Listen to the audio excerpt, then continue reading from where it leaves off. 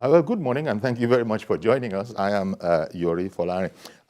Today, we'll be looking at the president's trips. The latest is the UAE. That was, on his way back, I imagine. And then before then, there was India. And so this morning, we'll be focusing on the big gains of President Tinubu's outing. All of that after the break.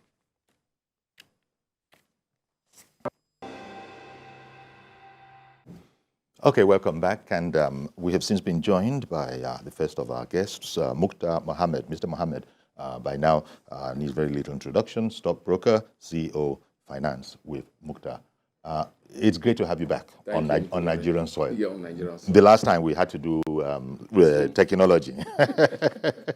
Okay, well, we've been talking, I guess the air is filled with President Tinubu's trips, quite frankly, in the first instance to India. And the most recent is the UAE visit, where a lot of things happened in India. We got a lot of pledges, and even in the UAE as well, pledges. Let's talk about that one first. The UAE thing, again, pledges, right?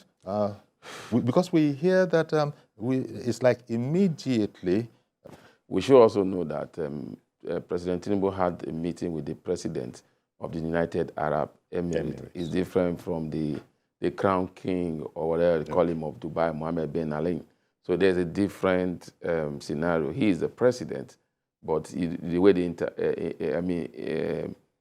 the way they play their policy is very different from ours. Yeah, you have the king that is in Abu Dhabi, where President Tinubu went to, and we have, we like calling a prince, or that is his uncle, that is like the crown prince controlling Dubai itself. So we have resolved within ourselves that flight will resume immediately. Maybe it will carry some weight. Remember, it's not just Emirates. We are talking about Etihad airline also. Yes. So that's why I say there are two. You can see two in the same country. You have two international airlines. One is operating from Abu Dhabi, while the other one is operating from Dubai. So then, like somebody said, did President Tinubu pledge them I was going to repatriate that $85 million? Well, that is what's at the bottom of the disagreement, shall I put? Yes, so if you say you are coming back immediately, that means those fronts have been freed. Those areas have been addressed.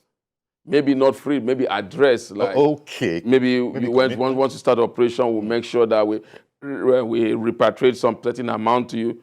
Remember that it was more than that amount before now. So some amount were given out to all of them. But Emirates felt that they were subcharged based on the agreement they had with the Nigerian government. You remember, they've come in twice before they suspended, So definitely, I think most Nigerians are excited because of the business nature of Dubai to Nigerian businesses and tourism. Even the chief executive of our own airpiece has said that it's a very encouraging sign, if indeed. Well, it's an encouraging sign because we are now talking about Emirates. Remember, again, another issue where Nigeria had with Emirates was you must allot the same number of slots that you are allotted to Emirates or Emirates in flying to Dubai, and you must allow the same number of slots to airpiece. And you must begin to allow airpiece land in Dubai International Airport rather than landing in Sharjah. So the president just go in and just only address the Emirates side and not address our own side, because we also had a grievance. That's why the Nigerian Aviation Authority say, no, if you don't allow us operate the same number of flights that you operate, then we'll suspend you from coming in here. So I think for the Minister of Aviation also to come out and say, oh, the president has made his work simple. Yes, for me, I think that was too fast. You needed to look at what were the agreements reached. Then you sit down with your team. What really caused this issue? Have you been able to address it? But as you know, it was put in the context of, well, this has been a logjam, but it took a Tinubu visit to sort of, where one gets the impression of untangle those things that need to be untangled. But as you just explained, it's not a straightforward, simple as that, because there are a number of components to be involved. But at least that the president has visited there. The subject matter has been broached. They've spoken about it officially. I guess all of that can only be positive as other details, more details unfold. For me, it's positive. The fact that they could even make a pronouncement is positive. But like I always say, pronouncement comes, implementation is one thing of this pronouncement. Like the late former minister from one Nigerian famous politician, the late former minister, we said, money approved is not money release. That is the late Tony Anene. So we could say that pronouncement, we've seen a lot of pronouncement from President Bola Tinubu, which I said has helped. But at a point, pronouncement takes you to a level, but we need to begin to see actions. So all we've been seeing thus far is pledge, pronouncement, pledge, pronouncements. We have not seen that. Just yesterday, when we were jubilating about the news of President Tinubu visit to Dubai and Financial Times Stock Exchange in London, a subsidiary of the London Stock Exchange, downgraded Nigeria from a frontal market to an unclassified market to a zero market because of the challenge of a two-way exchange system that investors have not been able to repatriate their money back to their country. So the challenge we have with the floating of the currency, the challenge we have with international investors, including Emirates, is because there's no two-way exchange system. They want to come in and invest, they want to exit in. And we must give it to the president. The president was part of the presidential speech he made that day, that investors will begin to come, and when you need to go, you create the environment for you to be able to go with your funds. But as it stands now, there's a logjam because we don't even have the liquidity for these investors to go, to come in and repatriate their funds. Foreign investors' funds are still here, especially those from the equity market and the aviation sector now. What we see now, you get a flight from Nigeria, you are paying twice the amount you pay if you get a flight from Ghana. Because why? They have decided to pay times two because they said, look, you will not be able to repatriate our money. So they sometimes calculate it with the dollar rate and not even the I&E window. Some of them go as far as 900. Exactly. And this point that you mentioned, I was listening to something by Group Captain Ojukutu, who is of the Nigerian Aviation Roundtable, who had spoken about this particular point, that, well, he hopes that, is this whole thing in dollars or what? Because it would not be fair to Nigeria if somehow ours is calculated in Naira and then only the other side is calculated in dollars. And so they were there. But let me use this opportunity to introduce Mr. Kelvin Emmanuel. He's an economist and CEO of Dairy Hills Limited. He joins us remotely by Zoom. A fine morning to you, Mr. Emmanuel. Good morning. Thank you so much. Good morning. Greetings to you from Abuja. Indeed, our pleasure. And in studio with me is Mukhtar Mohammed, stockbroker and CEO of Finance with Mukhtar.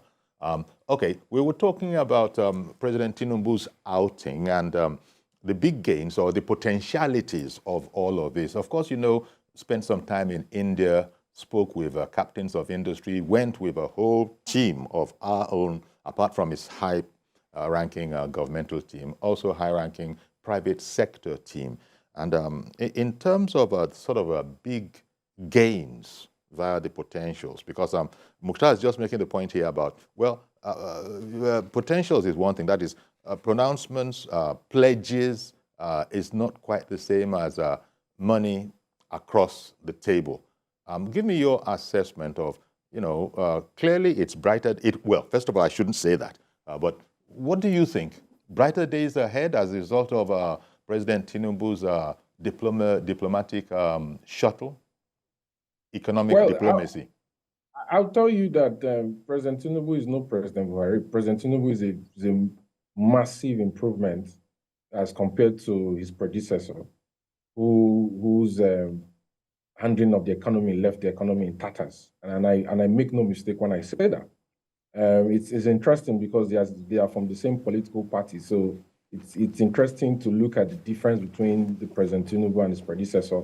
This president is more hands-on. I agree with Mr. Mukhtar when he says that pledged commitments in terms of non-speculative FDIs is different from actual capital imports. When he said that approved funds are not the same thing as actual money in the bank, you know. So you have a situation, for example, where you look at your current accounts, you look at your capital accounts, you look at the fact that currently we have gross reserves, external reserves at $34.1 billion. You have encumbrances to that. You have $21 billion in domestic and foreign FX swaps, $11 billion for domestic bank swaps, $10 billion for international bank swaps. You have $7.5 billion in securities lending, $7 billion to JP Morgan, $500 million to Goldman Sachs. Now, it's important to know that these two international banks are actually external asset managers officially to the Central Bank of Nigeria, two of about six of them. You know, for example, NNPC's account for collecting crude oil receipts is warehoused at CBN's account with Chase. That is. Okay. Okay. It sort of loosened up a bit, but no, it didn't. So it was you heard him, Mukhtar, and you on the same page with him in most of those. Yes, of course. But I don't want to go into the CBN audited report because CBN also have come out to say, look, we are trading partners, and some of these debt that they are saying we are owing is not really what we are owing in paper terms or in business terms. But I don't want to go into the CBN. If you want to go into the CBN audited report, I'm sure we'll see a lot of loophole. Like he will say, we'll just say we have about 4-point-something billion in terms of foreign reserve. I know, when you want to end remittance, I know what President Tinubu is doing thus far is looking how can we improve our foreign reserve. That's exactly what he's doing.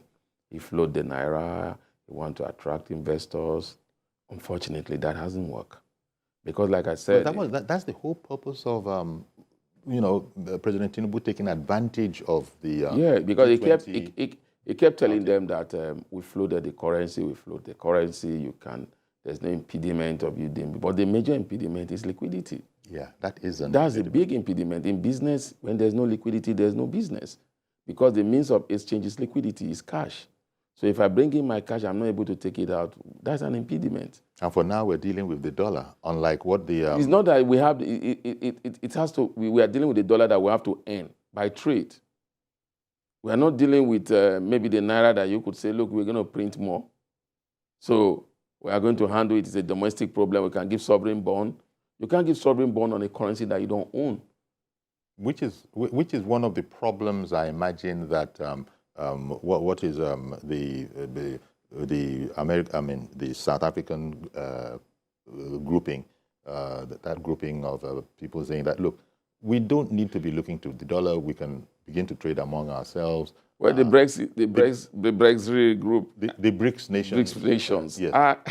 That's the point they're making, because you just made the point, Mukhtar, that first of all, America owns the dollar. It is their currency. Yeah. And so I've heard an argument that the rest of the world can never catch up with America because with just what you said, you have to earn the dollar. They can print it up.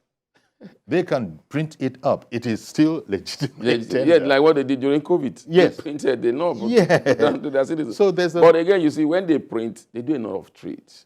So when I hear about the BRICS nation coming in together, and when I looked at this nation, I asked a question, and I've always asked, how many of those nations do trade within themselves? Yes. That's a major challenge. But isn't that one of the things they're trying to address? How would you address it when most of those nations' foreign reserves are stocked in dollars? So it's a battle that... Even in the Chinese, they have their own reserve also in dollars. So you do most trading. Most globally accepted trade platforms are done with dollar. So all the issues of, we are going to print currency, we are going to have our own currency, we are going to make sure the dollar is not in existence, we are going to make sure that we begin to trade within those things work if you do a lot of volume trade within yourselves. Okay. It's just like the African Continental Trade Agreement. Why it has not hit the ground running is because how much trade do Nigeria even do with Benin Republic here? Yeah. Now, going back to what you spoke about, Mukhtar, at the top, the stock exchange, the fact that, as you say, our stock exchange has been downgraded. I've been downgraded. That's not good news. No, that's not good news at all. Even if you said when you say downgraded, just a rating. How does it's a rating? It's a rating agency. No, how it works is Nigeria is classified under the frontier market. When you under the classification of the Financial Times Stock Exchange, you have the developed nations, you have the emerging market, you have the developed market, emerging market, and also you have I think you have the frontier market. Now, the frontier market is where Nigeria used to be.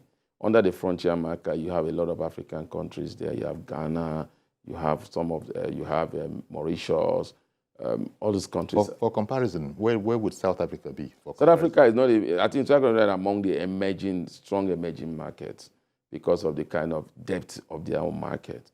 Now, when you look at the Nigerian own factor, we are the frontier market. And now what that does is you almost put a spanner on the work of President Tinubu, because what he's trying to do is say, we want to attract investors into our market. And now, when investors want to come to your market, they like to look at what is your rating, especially in terms of your currency rating. Is it undervalued? Is it overvalued? Now, as it stands now, our currency rating to the dollar is overvalued against the naira, based on their own reports. Now, that is neither here nor there. Why we are not seeing that effect is because we don't have liquidity. And one of the things they pointed out in that report is that we don't have liquidity, even the import and export window, that investors that come into this country are not able to repatriate their money back. Now, Nigeria attracts foreign investors. You either attract foreign portfolio investors, you either attract foreign direct investors, you either attract, that's the way we get our FX, you either attract through trade or then through sale of our crude oil. Now, if you look at all these four variables, the only one that seems to be working now is earning through crude oil, because Nigeria and the diaspora will also be a means of earning, are now looking for other means to send their money into the country because of the volatility of the exchange rate. They want to take advantage of it. And all this boils down to liquidity. I didn't remember one of your programs when they asked me about the floating. I said, there is no problem in floating. But if you refuse to have liquidity to back the floating, then you will turn your currency almost to a tissue paper. And so that can be that is our major problem now. And that's why you saw the NNPC ran to FX Bank in Egypt and said, look, can you give us loan of $3 billion so that we can use it to stabilize our currency? Even the Nigerian Stock Exchange, before you know it, we're now saying, look, you know what? We want to have dollar-dominated classes of equities. All this they are trying to, major challenge. But as you know, it was always said, it was also said that we don't want to be borrowing no more. No, you need to give it, like my colleague said in Abuja, if it was a different party that was in government, I'm sure President Tinubu would have told us the kind of rot that you've seen economically. He's managing it. Remember Governor Chukwu Masuludo make a statement. He said the economy was as good as a dead horse as when Tinubu came to power. I hear you. I wonder if we've made a connection back with Kelvin Emmanuel. So I can hear you very clearly. Would you like to comment on that point, Ben? Because the difficulty, first of all, we've heard from government sources before President Tinubu traveled that we don't want to borrow anymore because simply we can't afford further debt. Yet, as you've heard Mukhtar say, there seems to have been a need for us to quickly look for some sort of a stopgap measure. So how does all of this work out in the minds of economists and people like you who are trading on exchanges? Well, so I'll tell you that, I was trying to explain to you about the external reserves and the implication of that on the flow of speculative and non-speculative foreign direct investments into Nigeria and foreign portfolio investors. Mr. Mukhtar talked about the current downgrade from frontier market to unclassified for foreign portfolio investments, which is typically called hot money. And if you consider, there's what they call the Greenspan Guidotti rule in central banking that says that your net reserves must not drop below your balance of payments or FX forwards, like you have it for mature letters of credit for capital and dividend remittances and Fund A, which is currently at $6.8 billion that the CBN needs to provide for. In my estimates, I was trying to explain to you earlier that my estimates, my net reserves Standard & Poor's is B minus. And when I did the calculation on the country risk premium for Nigeria, it's somewhere around 16.02%. Equity risk premium is somewhere around 16.38%.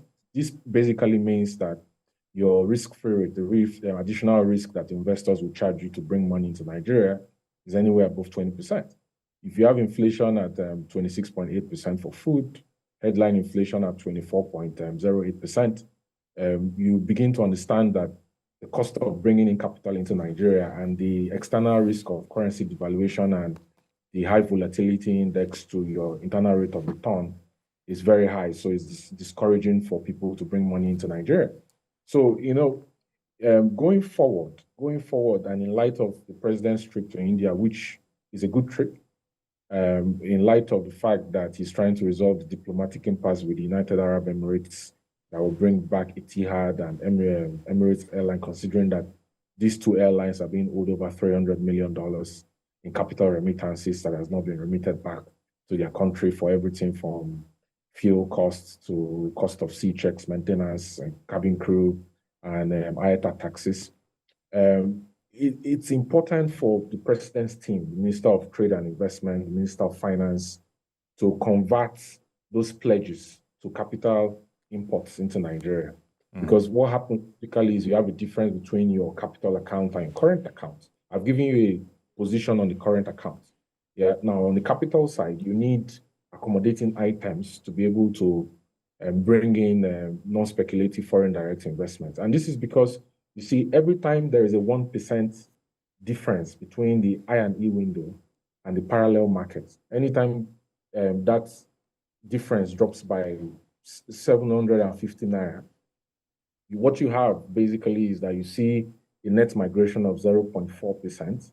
Sorry, not 750 naira, 7 naira 50 kobo. Anytime there's a drop of 7 naira 50 kobo, because the difference between your IE window and your black market is currently 19.4%. You see a net migration of 0.4% of the dollar that was supposed to come to the IE window to solve all these problems we're talking about. You see it migrates into the black market, and people hold it in domiciliary accounts. And those domiciliary accounts currently has about $29 billion. They hold it in cash, they hold it in DOM accounts across the country, So what the president needs to do is to bring in more flows into the capital accounts as a means to sort out this FX challenge.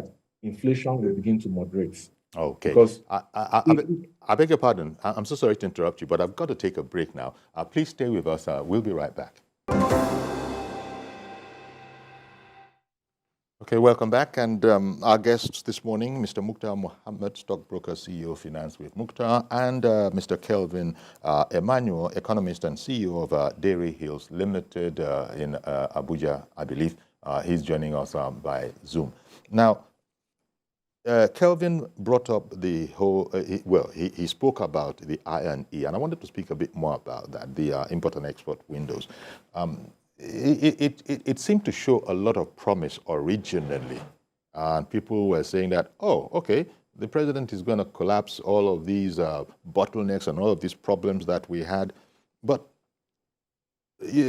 experts like you seem to be saying that, well, yes, be that as it may, but the SMEs that actually make up the base, shall we say, of the whole investment pyramid are not really as able to access the I&E windows as the giant conglomerates. Exactly, that's what has been happening. That's why if you looked at the results for some of these giant companies like Guinness, like Nigerian Brewery, most of these conglomerates, you see they realize that immediately the currency was devalued, or maybe was floated. Let me know it's devalued, say it's floated. Was floated, you saw that they declared a lot of losses because they were the ones that were benefiting from the fixed rate from government of 400. They were the ones that were really in the I&E window. They were the one that would need about 500 million, 700 million to bring in some of their goods into the country or bring in their machinery for manufacturing or some of this.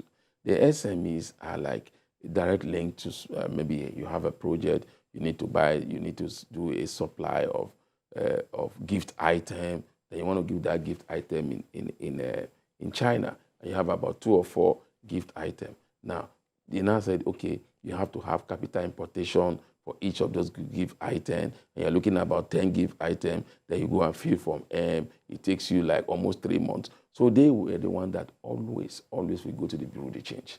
And like you say, they are the base of the Nigerian economy. Indeed. So the demand for FX in the Bureau de Change, they couldn't meet it. Because when you go to the bank even doesn't have it.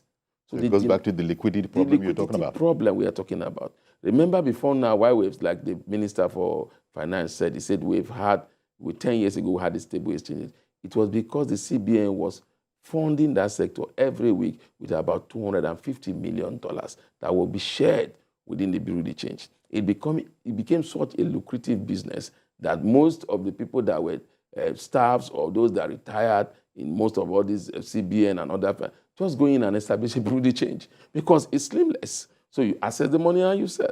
So now, by the time the CBN said, no, we are no more going to be giving us that part of that segment of the economy, effects from our own, source for it yourself. Now, they are sourcing for it themselves. They couldn't get the kind of liquidity they used to get, like what they used to get in TB. And then the demand was now huge because the SMEs who used to patronize that market, when you took that market away from them, you did not create another competitor. The only competitor you created for them was to go to a portal or apply through the banks. And the bank has their own bureaucracy because the bank will tell you that we don't even have enough. Mm-hmm. There's a lot of queue. Yours could take 2 or 3 months. So let me bring in Mr. George. Good morning, Mr. George, our first caller today. Good morning, Uncle Yori, and greetings to your guests. Thank you. Uncle Yori, I personally believe that there were big gains in the president's recent trips. If you recall, more than 100 countries, attended his inauguration, and everybody was eager to do business with Nigeria. The meeting he went for, you could see the body language of 2 powerful countries in that G20.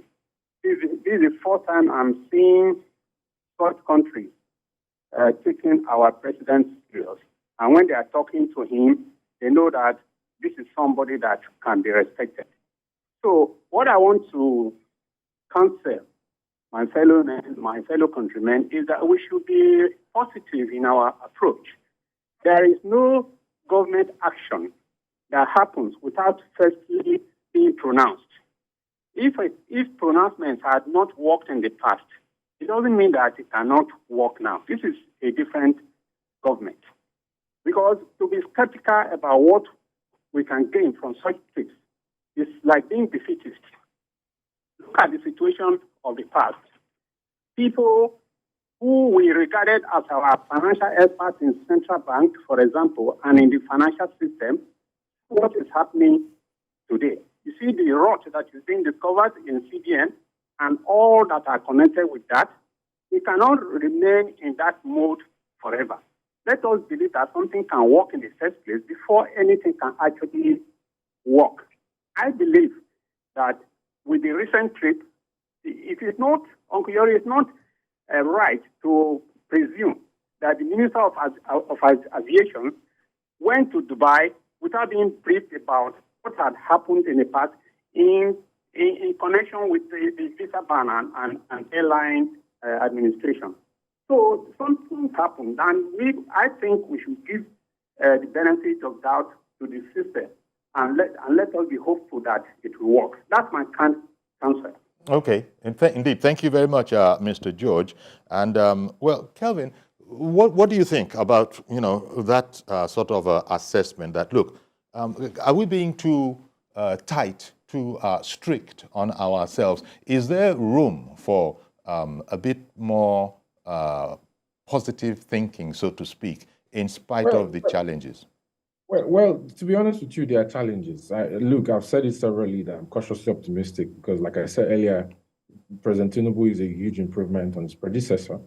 But it's also important that you point out issues, blind spots, when you see them, so that the team that the president has surrounded himself with can be aware that these are blind spots. Look, there are four major sources through which Nigeria gets affected. Mr. Mukhtar talked about it.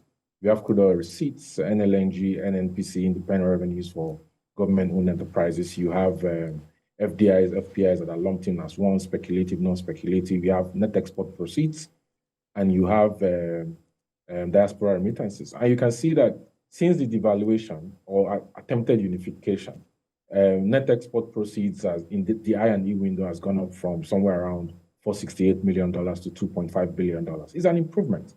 But you see, like I said earlier, this will begin to drop when the black market premium increases, which is the difference between the I&E window and the black market rates. So the challenge is to bring in FX into Nigeria. The short-term solution is to bring in capital FX into the capital accounts. The long-term solution is for the coordinating Minister of Petroleum, Gas, Resources to work towards developing Train 8 for NLNG to increase capacity. Train 7 will add 8 million metric tons and increase it to 30 million metric tons. You need Train 8, you need Train 9. The minister needs to clear the policy framework for condensates and associated gas offshore for NLNG, for floating natural LNG, FLNG. You need to increase the output of crude oil on a daily basis for exports from 1.67 million metric tons currently, which is a marginal improvement from what you had in May, to somewhere around 2 million or 2.2 million metric tons, so that you can increase the amount of FX revenues that goes into NNPC's account at JP Morgan that is managed by the CBN. When you have that, you begin to see inflow, and the market maker, the major market maker, which is the Central Bank of Nigeria, that provides non-deliverable forwards for participants in the markets and provides liquidity for the primary bidders, will be able to supply the banks the needed liquidity that it needs to sort out everything from matured letters of credit to Form A to capital and dividend remittances, which falls into these issues of the airlines and the $818 million that is yet to be repatriated. But you see, at the end of the day, the trip that they had to India was good. The stopover he had in Abu Dhabi was good. It's a positive sign. It's a sign that the president is listening to Nigerians. Nigerians have been complaining about the fact that the Nigerians were banned from entering the UAE, and former president didn't do anything about it. The fact that he has gone off to resolve the diplomatic impasse is a positive sign. It's a sign that he's a listening president. You need a leader that listens to his people, takes feedback, works on it. I am cautiously optimistic, but to be honest with you, I still think there are blind spots, especially as regards the way and manner at which monetary policy is being managed at the Central Bank of Nigeria, bank regulation is being managed, and also how NNPC is being managed. So but overall, I'm cautiously optimistic. Okay, thank you very much. And Mukhtar, going back to the India leg of the president's outing, the president had, urged his hosts that, look, let us know your requests. We are open for business. This is a new day. He had spoken about, no, there's no free breakfast anywhere, but at least it's a new day now.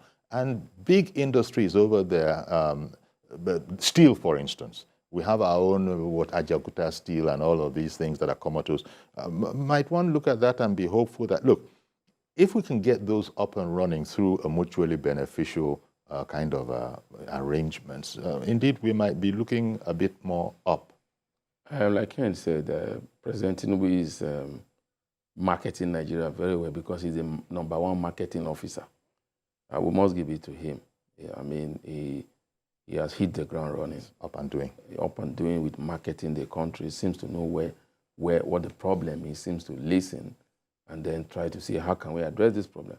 Remember is that he has even called the acting governor of CBN to a meeting when FS was going. He said, look, you need to fix this problem. And that one made some very encouraging sounds. He said within 2 weeks. Yes, now, within 2 weeks. We'll see the changes, we'll see this. We've not seen any change. Rather, he's still moving at the direction it was moving. So I think maybe when he comes back again, you need to have a meeting with him. So he has marketed us well. I mean, he has told them the potential. I mean, for 8 years, we didn't have a marketing officer. So you can't expect the kind, you know, I keep saying is that you wanted to do a surgery 8 years ago, you didn't do it, and you do it after 8 years, and that you have increased in age. It won't be as easy if you have done it when you were 8 years less. So the challenge is we are in a deep, deep pit. So, and you're sort of blaming part of this on the fact that for the 8 years of the previous administration, it wasn't as vibrant as it could have been. It was in the G20. Did he go sell Nigeria the way President Tinubu is selling Nigeria? Rather, we ran to China, do the China currency swap deal. We never saw anything out of it. We kept borrowing. If he's traveling, he's trying to attract people to borrow us more money. But President Tinubu said, I don't want your money. I don't want you to borrow us money. Come and invest. So when you invest, you employ our people and you pay taxes to us. And we allow you to repatriate your money back. That's the most important point. Yeah. We will allow you to repatriate. He's saying it.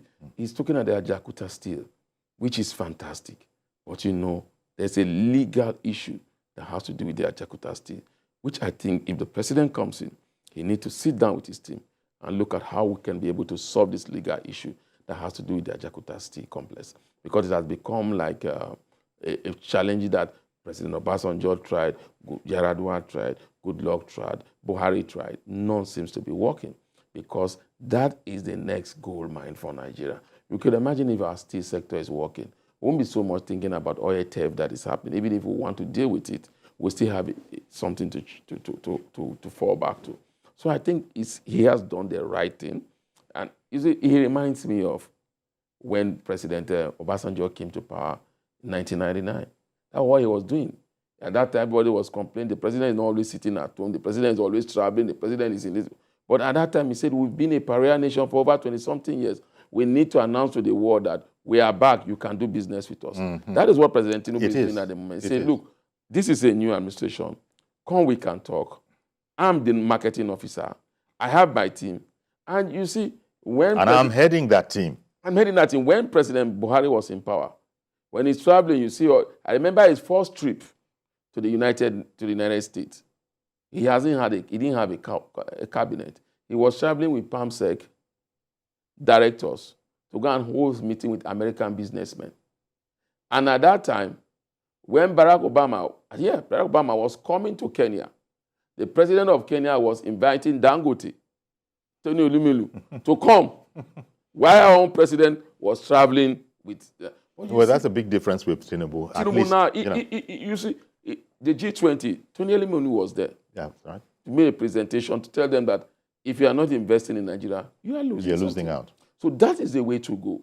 The private sector is the key driver of the Nigerian economy. Okay, let me Kelvin, any last thoughts for now, because this is an ongoing conversation. My final thought yes. will be to the Minister of Finance and the Coordinating Economy.